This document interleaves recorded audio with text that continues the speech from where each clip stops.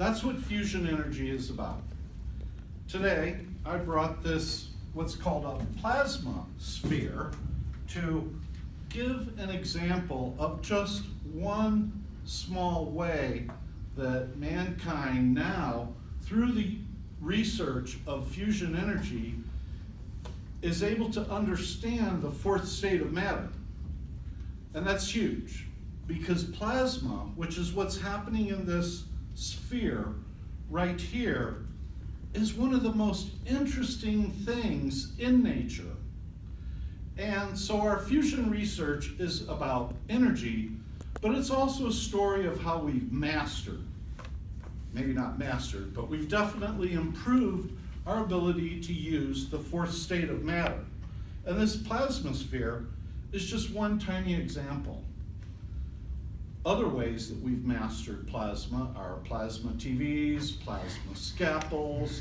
There's even designs on the board for using plasma engines, and even more. So why should we be excited about fusion? There's several disruptive technologies on the horizon that are going to come about in the next 10 to 20 years that are really going to change life on the planet Earth. And one of them is fusion energy. So why is that going to happen? For three main reasons. Number one, fusion energy is cheaper, it's safer, and it's cleaner and less toxic for our environment. So let me explain why. Why is it cheaper? So it's cheaper because it uses hydrogen, which is the most abundant element in the entire universe. It's really easy to find, much easier to find than gas and oil and coal. Number two, it's safer. Why is it safer? Well, it's safer because you can actually turn a fusion reactor off. You can't do that with the other type of nuclear energy, fission. A fission reactor, once a fission reactor is up and running, it doesn't turn off.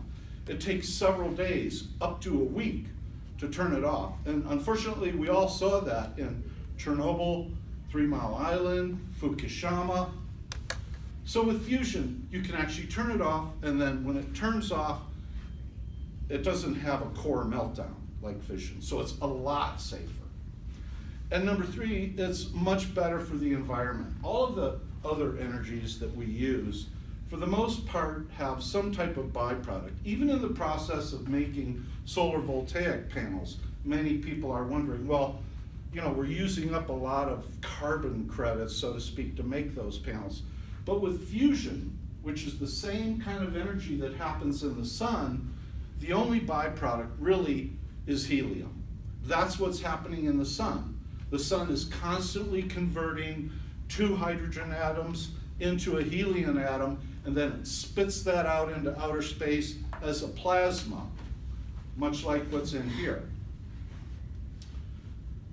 So those are the 3 top reasons, but in my opinion, there's many other reasons to keep researching fusion.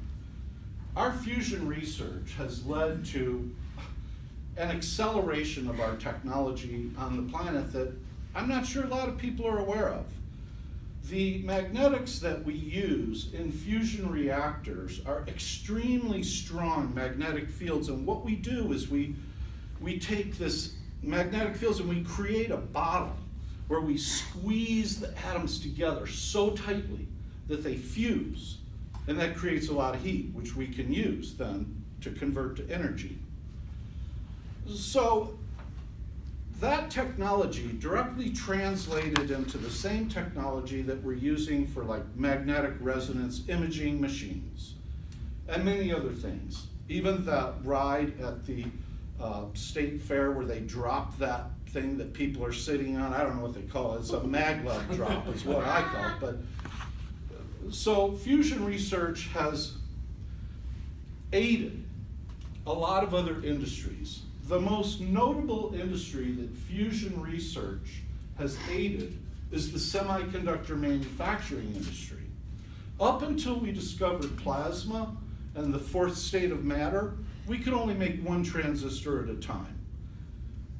After we discovered plasma and how we could start manipulating it, we turned plasma into a way to take from making one transistor to be able to put like thousands on something the size of a pinhead.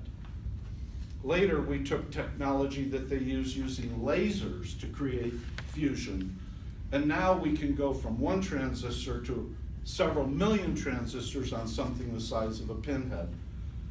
This is a byproduct of our fusion research. In the past, fusion research was only done by big governments, and they would create these enormous machines.